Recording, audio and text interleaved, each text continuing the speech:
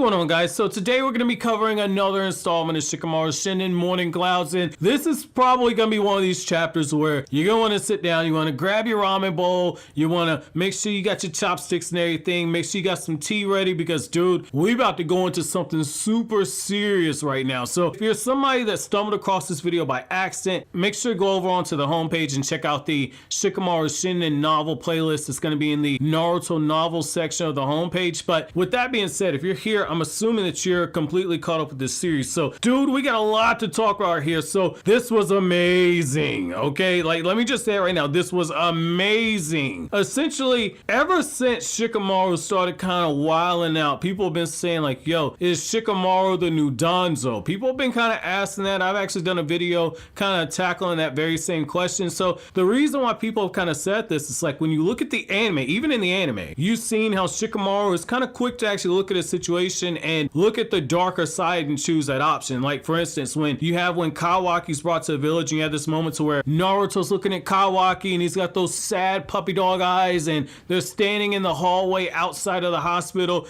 and Shikamaru's like, yo fam, we need to throw this dude into maximum security outside the village. We don't need to let him in here. Naruto's like, hey man, I was a Jinchuriki. I can't do this to him. You're in a situation where you see that and then you see how like when Naruto gets kidnapped by Jigen, Shikamaru goes there, he puts Kawaki on his shadow possession jutsu and he's like, yo, this is your fault. Ain't nobody going nowhere. I'm the Hokage now. I'm the one calling the shots. Naruto's not Hokage because Naruto ain't in the village no more. I'm the one in charge right now, boss. And so you kind of see glimpses of it, okay? The only thing we haven't seen is actually Shikamaru pull a Danzo. You know how Danzo in one of the filler arcs was kind of sitting in Hiruzen's chair, rolled around in the chair, saw Hiruzen and just basically shit himself. We haven't seen something like that because Naruto and Shikamaru, they have a really good relationship to where neither one of them kind of steps on the other's toes in that aspect. They actually support each other. However, this is one of those times where Shikamaru crosses a line. So essentially, in this part of the novel, like I've said in the past, there's a little bit of a time jump that takes place. And so we're now 3 days before Ikkyo and his son Tento arrive in the village. So for those you guys who need a reminder, Ikkyo is the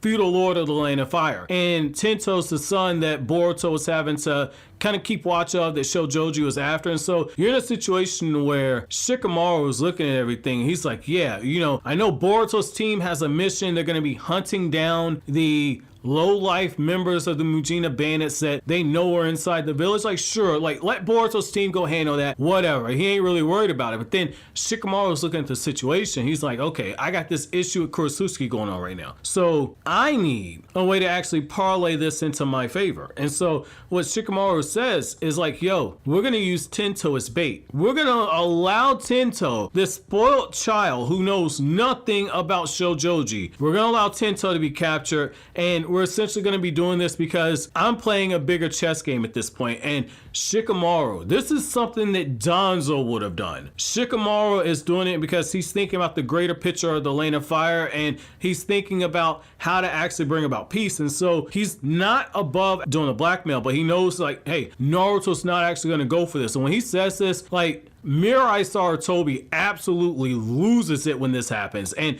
in order to understand why this is so significant, you got to understand a little bit about Mirai Sarutobi and Shikamaru's relationship. So obviously, you know that like Asuma with his dying breath was telling Shikamaru like, yo, you need to actually help raise my daughter, teach her ninjutsu, be her master, etc. And Shikamaru did all that. And so Shikamaru has moments in this novel where when he's thinking about Mirai, when he's looking at her, he's reflecting on her still being his student.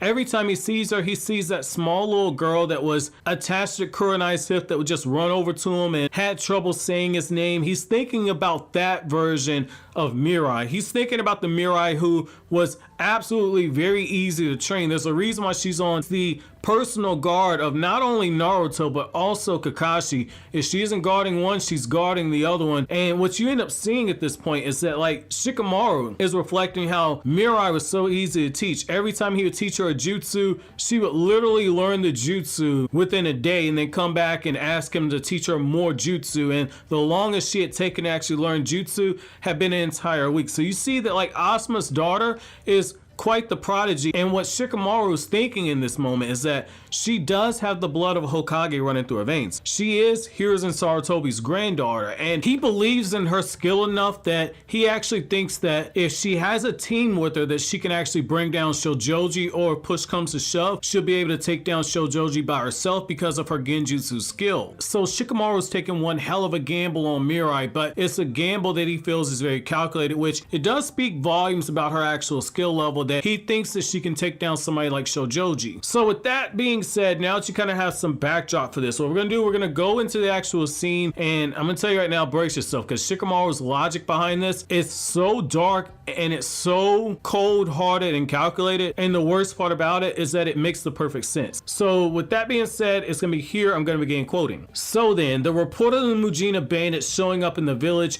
would be in this mountain somewhere. Shikamaru dug through the reams of paper on his desk and neatly pulled a single sheet out from the near bottom of the pile. Got it, right. Boruto's team was given the mission of arresting them, right? Yes, Mirai nodded. You still don't look happy, Shikamaru said. Most likely, causing a commotion in the village is just the tip of the iceberg for Mujina. They're really after Lord Tento, Mirai said. So they want us to take the bait and drop Mujina from our line of investigation, Shikamaru asked. I doubt Shojoji would even show himself to Boruto's team, she agreed. Mujina abducts Tento, force the enemy to take a pawn, and then take the king. Maybe we can use Mujina, Shikamaru thought. Watch Tento while he's in the village, Shikamaru instructed. Don't take your eyes off of him, even for a second. When Mujina starts to move, let the abduction happen, Shikamaru said. What? Mirai cried. Just hear me out. A hazy bloodlust shone in his eyes.